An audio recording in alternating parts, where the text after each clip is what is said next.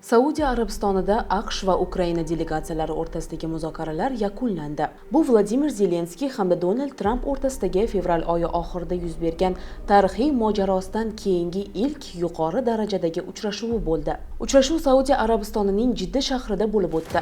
Ukraina delegatsiyasi tarkibidan Ukraina prezidenti devoni rahbari Andrey Yermak, uning o'rinbosari Pavel Palisa, tashqi ishlar vaziri Andrey Sibika va mudofaa vaziri Rustem Umerov ishtirok etdi. AQSh delegatsiyasidan esa davlat kotibi Marko Rubio va prezidentning milliy xavfsizlik bo'yicha maslahatchisi Mike Waltz ishtirok etdi. The Washington Post nashriga ko'ra, Tramp bilan uchrashuvda Zelenskiyning kiyim-kechagi tanqid qilingandan keyin Andrey Yermak harbiy uslubdagi kiyimdan voz kechib, klassik kostyum va galstuk kiygan. Ma'lumotlarga ko'ra, Ukraina prezidenti Vladimir Zelenskiy ham Jiddaga yetib kelgan bo'lsa-da, muzokaralarda ishtirok etmagan. Muzokaralar oldidan Marko Rubio AQSh Ukrainaning pozitsiyasi haqida batafsilroq ma'lumot olishni va Kiyev tinchlik kelishuvi yo'lida qanday yon berishga tayyorligini bilishni istayotganini aytdi. Eng muhimi, biz bu yerda shunday qat'iy tushuncha bilan chiqib ketishimiz kerakki, Ukraina ham, Rossiya ham bu mojaroning tugashi yoki hech bo'lmaganda uni vaqtincha to'xtatish yo'lida qiyin qarorlar qabul qilishga tayyor bo'lishi kerak, dedi Rubio.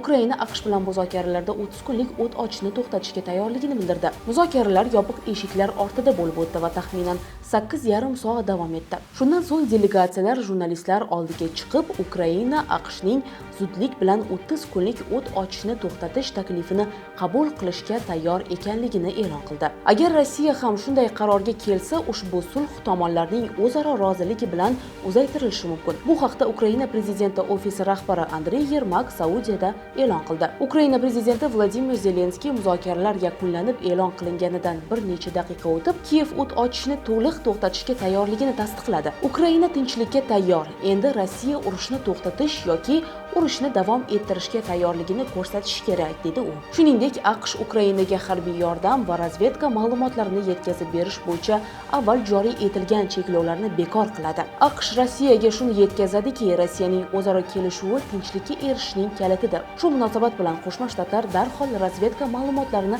almashish bo'yicha cheklovlarni bekor qiladi hamda Ukrainaga harbiy yordamini tiklaydi, deyiladi qo'shma bayonotda. Ikki davlatning qo'shma bayonotida ta'kidlanishicha, Washington va Kiyev Ukrainadagi muhim mineral resurslarni o'zlashtirish bo'yicha keng qamrovli bitimni imkon qadar tezroq tuzishga kelishib olgan. Bundan tashqari, muzokaralar chog'ida tomonlar otishmalarni to'xtatish rejimi davomida insonparvarlik sa'y-harakatlarining ahamiyati haqida ham muhokama olib bordi. Xususan, asirlarni almashish, qo'lga olingan fuqarolarni ozod etish, majburan ko'chirilgan ukrainalik bolalarni qaytarish masalalari ko'tarildi.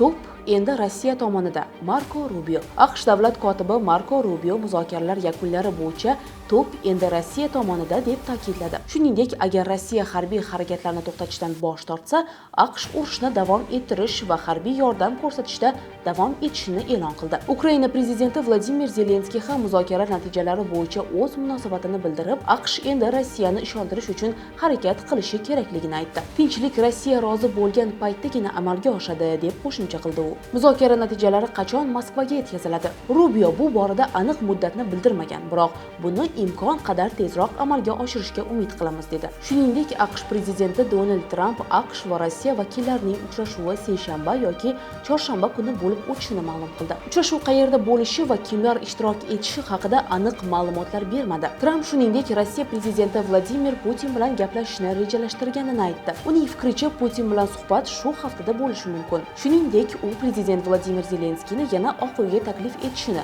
chunki Amerika Ukrainadagi urushni tugatmoqchiligini aytdi.